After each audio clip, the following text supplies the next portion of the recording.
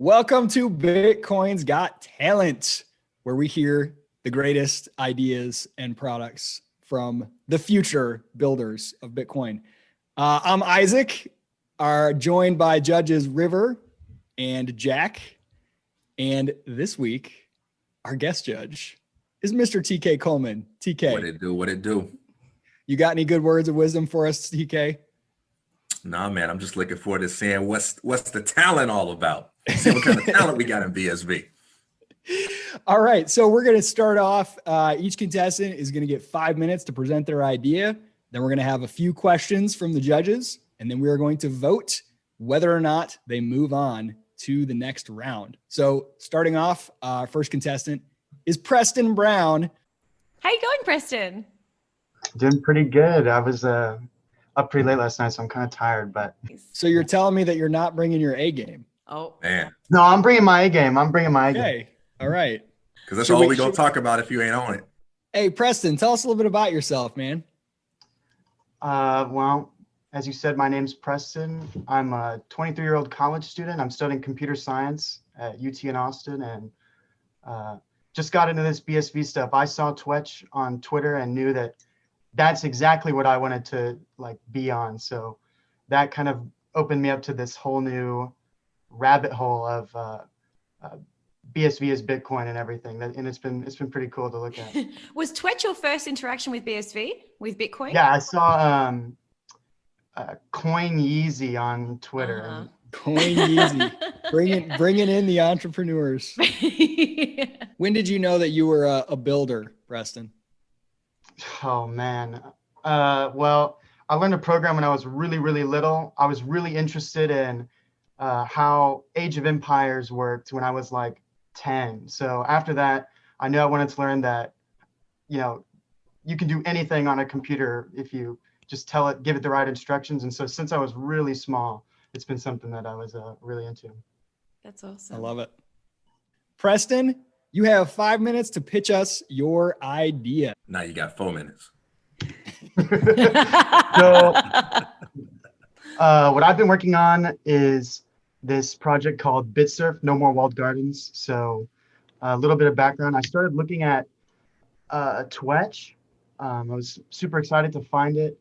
And I saw their features tab. And in their features tab, they had this mute areas where they were charging some BSV to do mute. So I made this browser extension that allowed people to mute users on Twitch just through their browser locally. And got a little bit of attention. So I thought I wanted to do something that, was a little more than just a browser extension. So for the last month, I've been making this project called BitSurf, which is this way of viewing Twitch posts and interacting with them without a Twitch account. So you can go to this page and just view all the posts on Twitch, kind of more like the way Reddit works than Facebook. So on Facebook, you got to log in and view all the content, but here you just come and it's kind of like a front page style view. And that's pretty much the idea so far. It's more of a way of letting people view the content that's there, letting people who post stuff to Twitch share their content with people who aren't necessarily on the site, and kind of as a way of bringing people in without the kind of the onboarding required to get on a site like Twitch. Preston, do you have a business model? We don't have a business model yet. We're working on posting right now. So right now, this is a read-only client. You can just look at the posts and that's it. But as we work on and kind of build out the features, we hope to have something like that coming through. Our proof of concept, though, is really this read-only version of the Twitch posts. This is really interesting. Well, first of all, I really like the name BitSurf because, I'm a surfer. But I get what you're going with here because, the walled garden is probably the worst thing that Twitch is at the moment, is that it's really, really hard to see the content. It's hard to get in. There's a lot of, to onboard to a wallet, there are a lot of issues there. But I mean, as Isaac said, if there's no real business model, there's no way to make money, or if you haven't really thought about that yet, then that might be something that I think moving forward would need to be thought about. Yeah, we have some ideas. We're kind of still figuring out. I'm really new to kind of the BSV space, so we're still figuring out the constraints of what we can and can't do. One of the things we were trying to do was letting people send money to these signed addresses, and we figured out that's not really how this works. And so we're still kind of figuring out what exactly we can do and what kind of what the limits are and what the possibilities are with something like BitSurf. It's promising from first view. What do you think, TK? All right, so what if Twetch is like, oh, okay, I guess people want to see our tweets. We'll just change a little code on the back end and allow people to just go straight to Twetch and look at it. What's your game plan at that point? I mean, that'd be cool if they decided to do that. They haven't yet, so everyone's been asking for it for a while. So that's kind of why, like the mute, I just decided to make this. It doesn't mean that we're kind of dead in the water. If Twitch decides to do that, we can still build out unique features that make our platform compelling. I think it's good. Thank you for being the brave first contestant. So out of that, I want to see you move on. But what do you want to show us by the time you come back around next time if we were to move you on? What's the next milestones? The next things I would like to show y'all is a method of sharing content from our platform directly to the chain without requiring the login onboarding that Twitch requires. So someone could just show up and post something and then leave and then never make an account again. I think that would be interesting to do as well. Interesting. Preston, really, really cool. I love that you have built it first rather than theorizing and then deciding if it's a good idea, that you're just out there messing around, getting your hands dirty. So for me, I am a yes to move you on to the next round. What I would be curious about and would like to see in the next round would be, who is your customer? Who wants this besides existing Twitch users? Is there a base of people out there that are going to be flocking to this thing that aren't currently using Twitch? So that'd be a question for me. River. There would need to be some sort of marketing behind it because, with the way that Twitch works, because essentially you're pulling the data from the Twitch and then showing it in a place where it's kind of, can't be seen. But Twitch already has a name. They already have, Twitch that. They have the post to Twitter. They have all that. Yes, wearing the hat next to me.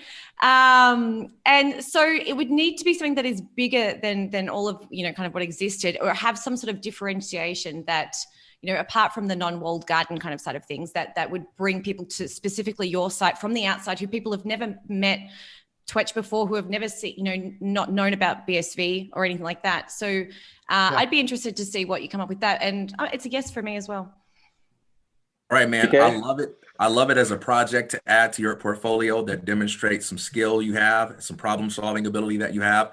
I love it as a way to make Twitch better, because I think if your idea works, they'll just copy it and, it'll make it a more enjoyable experience. I'm going to say yes, but what I would like to see next time around is, what are some of those compelling features that can make this still relevant if Twitch does make a change? How will you avoid just being swallowed up into what they're already doing?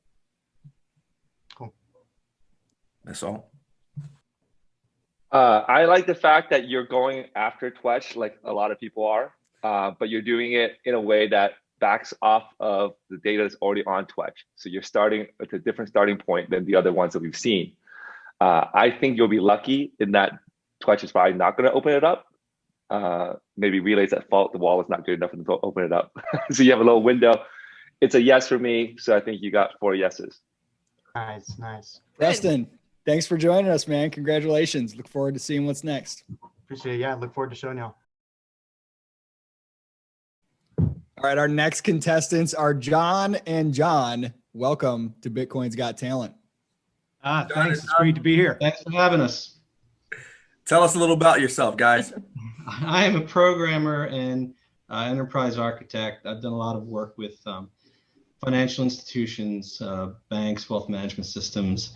And So when John and I decided to start a BSV business together, I had the opportunity to really dive into Node and React and things like that. So, and right now we're working with to do like back-end payments, submitting back-end payments through onto the blockchain. Hey, first, before I introduce myself, I just want to say to TK, I saw some of your twitches about your first Slictionary definitions. And when you told your numpty friends, challenge them with the I can do better button, man, that got me right here. Like I shed a little bit of a tear, actually, because it's really cool when people get what we're doing. And it's actually a complicated system, even though it just looks like a dictionary. So it really meant a lot to see you doing exactly what we want people to do, which is compete. But I'm basically just a jack of all trades, really. I've been waffling between technology and finance my entire career. I started picking stocks when I was 11. And I was always interested in technology. So I went into the Navy as a nuclear submarine officer, learning nuclear power, and then went back to finance to become a analyst at a hedge fund. And I'm sort of giving that up to immerse myself into the BSV community like I always wanted to do in the .com world, but I had to look at it from afar. And so I'm just trying to immerse myself in it. Love it. You don't want to miss the boat this time. That's right. Let's see if you can build as good as you can talk. I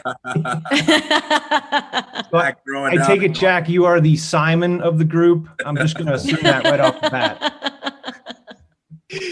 Let's jump right into it. You guys have 5 minutes to present your idea. Cool. So John and I have been working really hard to not just take Bitcoin and let me redo that. To not just take Bitcoin and make a product that everybody else already recognizes and add Bitcoin to it. But we want to make something beautiful because that's what getting rid of ads does. And what we're building is not just a dictionary, we're building a community. It's a community of knowledge seekers. It's a community of wordsmiths, and it's a community in 2021 of word barons. And word barons is something we are going to do this year where people can not just hodl Bitcoins, but they can hodl information on coin. So our community looks to make things like learning beautiful and memorable. We want to be original, we want to be artisanal, and we want to be proprietary. We want to learn foreign things. And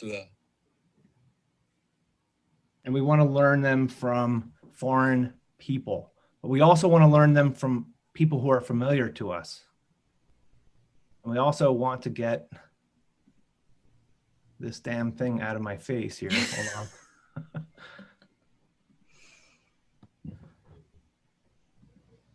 We want to be entertained and laugh, and we want to compete.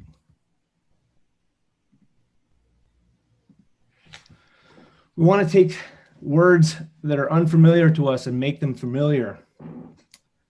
Bitcoin is an example of how we don't want to dictate from a hall of superiority.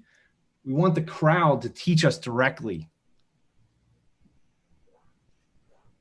We don't want to be religious. We want to have everything about being different perspectives. This is cool because 5 different religions define this word in a competition for $2. This is how you contribute to Slictionary. We think it's very simple. You can record with one button and you can put anything into the picture box. We want to make it so that you can do anything you like. This is what it looks like when you contribute.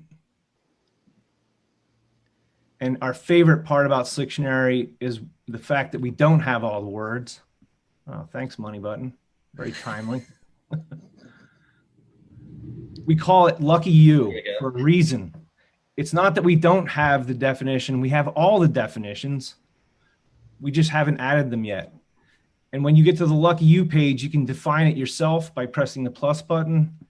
You can apply your penny, which you already spent, to have somebody else who maybe wants to make money earn that penny by defining the word. But the coolest thing, and the thing we'll be improving this year, is you can right now donate to create a competition called Word Bounty. And that competition is a 1-week competition that enters the word into our list of words that you can define for money. And the competitions last 1 week. If someone defines the word like someone did with Cascade here, then you can vote on it. And the voting will last 1 week, and the person with the most votes gets the bounty. Come on. It's been 5 minutes, so bring it home in the next 20 seconds. Anyway, we're looking to make information better and improve everything. So besides being distracted by polyandry on the screen, I honestly don't know exactly how this works after that 5 minutes. I know you're trying to create a crowdsourced dictionary, but I'm still unclear on how it works, who's paying who. It seems there's a lot going on. Yeah, it's actually quite complicated, even though it's just simply a dictionary. So the ecosystem we're building is really simple. It's just people who are seeking knowledge, and they vote on the words. And when you submit a definition, every time someone clicks on your definition over top of someone else's, you make 70% of the revenues. So if you invest 1 penny up front to define something, and 1 million people come and like your definition, then you'll make hundreds of thousands of dollars. So you're paying money to create a definition, and other people are paying money to like a definition, correct? Right. So what you get for a penny as an information seeker is not just the information, but the right to vote on all the definitions. And each vote is worth 70% of the revenues. So right now that may not look like a lot, but at scale, in say 10 years, we think each really good definition could be making you $1,000 a year in perpetuity. You know what I'm going to do after this is I'm going to go set a bounty for River, and I'm going to put it out on Twitter and then see what people come up with. It's really fun. It's really interactive. I really, really like the idea. I think it's a really nice way to put knowledge and have a little bit of fun at the same time, and get that and incentivize that to be on chain. I think that is really interesting. Mm-hmm. I can see it scale. This would be, obviously a big money generator. So I can see the business model behind that as well. I think it's really, really interesting. What do you think, Jack? I've heard this idea before. I've seen this. It looks visually a lot better than when I first saw it. I still can't wrap my head around a couple of things. What I would like to see if you guys come back is, John Pitts, you got obviously a lot of the architecture scheme behind this thing because you're a big thinker. You're thinking about how content creation happens, how to get crowdsourcing. If you want to go down that route, then decide to be like a back-end architecture company, and then pitch me on the fact that I can easily build a Wikipedia on top of this because it's got all the incentives, all the players being paid, etc. Pitch me on every other variation of this, and then you guys can stop being the end product guy. That's one outcome I can see that can land successfully. The other one I can see is you got to stop telling me about what the architecture is. And it's got to be really clear when I come to your website. If you want to make a consumer app, like here's how I make a lot of money. And here's how I can get a better dictionary than I can from Webster. Or maybe it's not even a dictionary, there's something more than that. You need to give me a use case. So one of the two, I think you kind of caught in between both. And the last thing I'd say is don't ever pitch with, if 1 million people did this. They're not going to do that. There's not 1 million people. You've got to create value, ideally for the individual user. If you need multiple users, 5, 10 users, we got to be able to see it at the next episode. Yeah, I completely agree with everything you said, Jack. And that is why we are just building this as the substrate. And we're lucky enough to be able to release it early to you so that you can play with it now. We're going to be building games on top of the substrate where your children can learn words to practice for their SATs. We're going to make it so that people can contribute and compete in artistic games. We call them A-sports rather than esports. And all that is to come. This is really just our first shot across the bow. We have a ton of things to do in the coming years. So this is clearly more fun than a typical dictionary. I get to vote on the terms that are most useful to me. I get to have a say. Most dictionaries don't do that. I get to compete with your definition up there and possibly make money. So that stuff's really cool. One thing I see a lot of in Bitcoin, though, is people build these things and they have great theoretical arguments for why this is better in some kind of way, but no real game plan for how you get people to actually use it, apart from the world is going to go to hell and then everyone's going to see that Bitcoin's necessary. My question for you is, what's your plan for getting people to actually use this so they can experience how cool it is? Great question, TK. One of the things that we're going to do is use the Twetch API and other APIs with other Bitcoiny businesses so that when you do create a definition, it's something that's fun and interesting that you can send to your friends. So that'll generate a little bit of interest.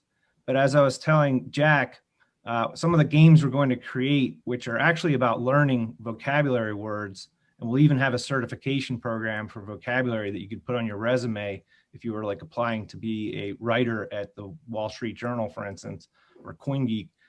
But these games will actually help us, our back end, learn what the difficult words are, in addition to being producing a game such as we have a game that we're going to produce where you compete with your fellow numpties, for instance, to see who can define one word the best. Or you could each pick a different word that's completely different, define it, and have other people vote on it. So if you have your own community of people that like you, you could, on a Numpties episode, have a little mini contest, and the people, your viewers, would actually come and vote on who was the winner. And you could even turn this into gambling if you wanted to, if that was legal at some point. So we have so many avenues to make this fun. And that's why we think that we're really just taking a product and advancing it with all the power of Bitcoin to make it so much more than what it was in the past. So we think that we're creating a step change in information, and we're going to turn it into an information market. And Jack, to your point, how do you get people interested in this? We're actually not advertising in 2021 to get people to look up a lot of words. What we want is for people to invest in the site. And when you invest in a business, you don't expect to get paid back immediately, correct? And it's the same with Slictionary. We're going to make it so that for $2, you can put up a word bounty that you don't even have to define creatively yourself. And that word, as it gets used, will actually generate a cash flow. All right, so judges, we're gonna have to vote here. I'm gonna let the rest of you vote while I think, because I think your idea is better than your presentation of it. There's something really interesting here, but your presentation is kind of all over the place, and usually that's an indication that you haven't narrowed your vision down enough to a single value prop. You've got a lot of value props, and that's great theoretically, but to win, you got to know which one are you starting with. So that was not clear to me, but I think there's something here that's really interesting. So Jack, how about you? Are you a yes or a no? I'm going to say yes. It's, again, the first episode of the program. We don't know whether the rest of the contestants will be better or worse. So I'm going to say yes, as you get benefit of doubt there. But I will say you have a chance to win this only because the base layer is something so much more fundamental that you've thought about longer than most contestants that we're going to have. But when you come back, I don't really want to hear that again. Just assume everyone's already watched the first episode, and I want to hear more about what you're going to specifically do to get users in the first little bit. River. We have two Simons in here today, guys. I loved it. I'm softy today because I really, really like the idea. I can see the vision. I can see, it's kind of like a really cool interactive urban dictionary style, but with so many more possibilities. So for me, it's a total yes. TK. Well, Jack opened saying, let's see if you can build as good as you talk. And it sounds like now you build better than you talk. So I'm going to give this a thumbs up. Here's what I would love to hear in a future presentation. One, what thoughts do you have about people just copying and pasting from other dictionary sources? Are there kind of like copyright issues, dispute issues that should be thought about? And I'd like to hear more about other applications. Like, could you compete with Goodreads and the documentation of quotes from books and things like that on Slictionary? I think something like that would be cool, and I'd love to know your thoughts about it. But I'm giving it a thumbs up. A lot of potential. Love the idea. Thank Well, you. my vote's statistically irrelevant at this point anyway, but I guess there's no reason to just be an asshole for the sake of it. Sure, let's give you a yes. Let's see what you got. Great job, guys. Well done, guys. Thank you so much for coming on. Thank you for having us. Yeah, it's been a blast. Oh, hey. Hello, hello. Nice Hello, hat. welcome. How's it going? Thank you. I got to make sure I get this right. How do you pronounce your name? Georgie. Georgie. Okay. It's really great. difficult. I get Gregory all the time. Georgie, tell us a little bit about yourself. Right now, I'm working as a delivery driver in Queens, New York. BSV is like one of my side hobbies. Well, Bitcoin has been the side hobby for many years. Once upon a time, had the inspiration to make a nice track that I'm still pretty proud of. Gives me chills when I listen to it, not to be too pretentious, but That's Boy, you awesome. hyped it up, man. Now if I don't get chills, I'm going to be disappointed. All right, brother. So what are you here to share with us today? this is basically a track that I made. So I got inspired and I made this beat that's still like my favorite to this day of all the things that I've made. Let's hear it. Can you play it for us? VanquishAudio.com.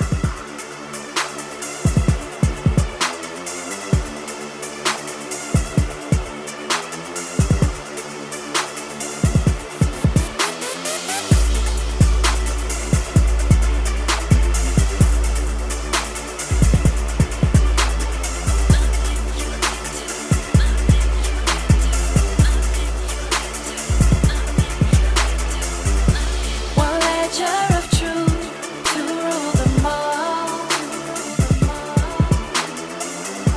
Nothing you can do, long arm of the law. Head in the sand while your shit coins all fall. Watch as we take down the Blackstream cabal.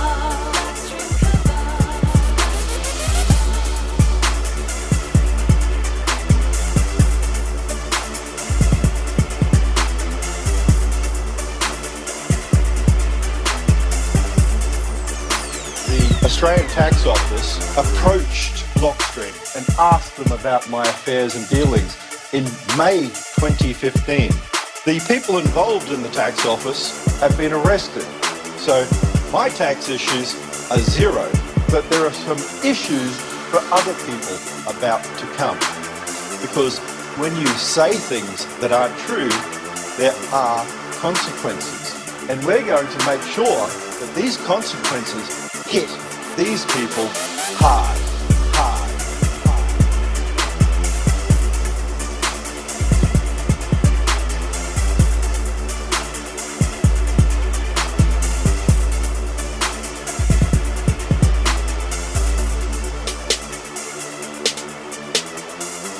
Quite frankly, I don't care about Raspberry Pis.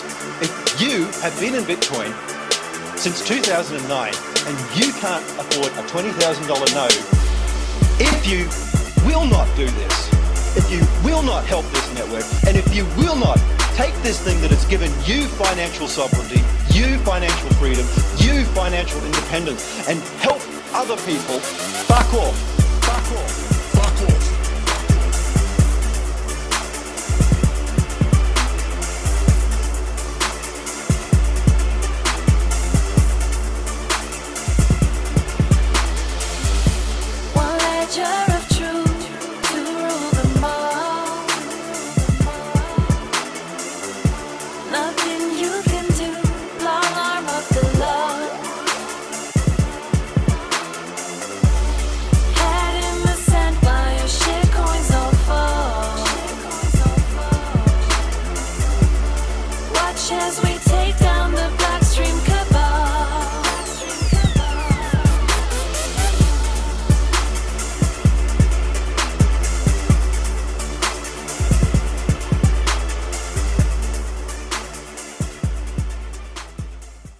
Georgie, look, man. All I know is I'm sorry I had to put you guys through that. I'm No, just, we- I just want to apologize. Are you first kidding and me? Look, foremost.